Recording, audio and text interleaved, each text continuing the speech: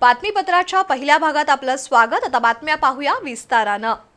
अमेरिकेचे राष्ट्राध्यक्ष Donald Trump यांनी मंगळवारी बोलताना इराण बेचिरा करण्याचा इशारा दिला होता, तर इराणनेही अमेरिकेला सडेतोड उत्तर दिलं होतं। त्यामुळे युद्ध अधिक तीव्र होणार अशी भीती होती। पण बुधवारी सकाळीच अमेरिकेचे राष्ट्राध्यक्ष ट्रम्प यांनी 2 आठवड्यांसाठी युद्धविरामाची घोषणा केली आहे। या कालावधीत इराणसोबत चर्चा होणार आहे, त्यामुळे युद्ध समाप्तीची आशा उंचावली आहे। परिणामी भारतातील महागाईला ब्रेक लागण्याची शक्यता आहे। इंधन आणि गॅस पुरवठा सुरळीत होऊन आयातीचा खर्च कमी झाल्याने इलेक्ट्रॉनिक वस्तू स्वस्त होण्याची शक्यता आहे। सर्वात महत्त्वाचं म्हणजे डॉलरच्या तुलनेत रुपया मजबूत झाल्याचे दीर्घकालीन फायदे भारताला होतील। अमेरिका, इस्रायल आणि इराण यांच्यातील युद्ध दिवसागणिक तीव्र होत गेलंय आणि निम्म्या जगावर त्याचे परिणाम होऊ लागले। होर्मुझची सामुद्रधुनी बंद झाल्यानं भारताच्या LPG आयातीवर परिणाम झाला। देशात गॅस सिलेंडरची टंचाई निर्माण झाली। काही काळ इंधन तुटवड्याची अफवा पसरली आणि पेट्रोल पंपांवर गर्दी उसळली। दुसरीकडे कच्च्या तेलाचे भाव वाढल्यानं अनेक देशातील महागाई शिगेला पोहोचली।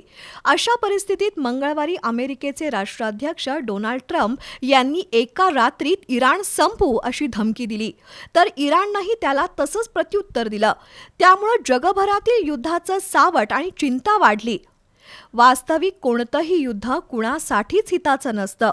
अमेरिकेतून वाढलेला जनमताचा दबाव, आंतरराष्ट्रीय पातळीवरील घडामोडी यामुळे ट्रम्प यांनी एका रात्रीत U-टर्न घेतला आणि आज सकाळी 2 आठवड्यासाठी युद्धविरामाची घोषणा केली। या कालावधीत अमेरिका आणि इराण यांच्या चर्चेची दारं खुली झालीत तर हे युद्ध शमेल अशी आशा निर्माण झाली आहे। त्याचे सकारात्मक पडसाद अनेक पातळ्यांवर उमटू लागलेत। अमेरिकन डॉलरच्या तुलनेत भारतीय रुपया एका रात्रीत 50 पैशांनी मजबूत होऊन 92.56 रुपयांवर आला, तर आंतरराष्ट्रीय बाजारात कच्च्या तेलाच्या किमतीत मोठी घसरण झाली। साहजिकच दळणवळण स्वस्त होणार असल्यानं आयात होणाऱ्या उत्पादनांच्या किमती कमी होतील। होर्मुझची सामुद्रधुनी खुली करण्यास इराणनं तयारी दर्शवल्यानं भारतातील ऊर्जा टंचाई संपुष्टात येईल। पुरेसा गॅसचा पुरवठा सुरळीत होऊन सध्याची सिलेंडर टंचाई दूर होईल। भारत मोठ्या प्रमाणात पाम तेल आणि इतर खाद्यतेलांची आयात करतो। रुपया मजबूत झाल्यामुळे आयातीचा खर्च कमी होऊन खाद्यतेलांच्या किमती कमी होण्याची आशा आहे।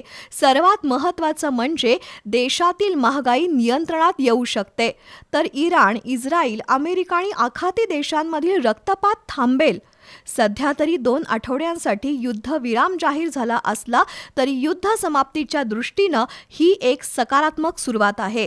या प्रक्रियेचं विश्लेषण विविध अंगांनी आणि अनेक दृष्टिकोनातून होऊ शकतं, पण अंतिमतः एका विनाशकारी युद्धाचा शेवट जवळ आल्यानं लाखो जणांनी सुटकेचा निश्वास टाकलाय।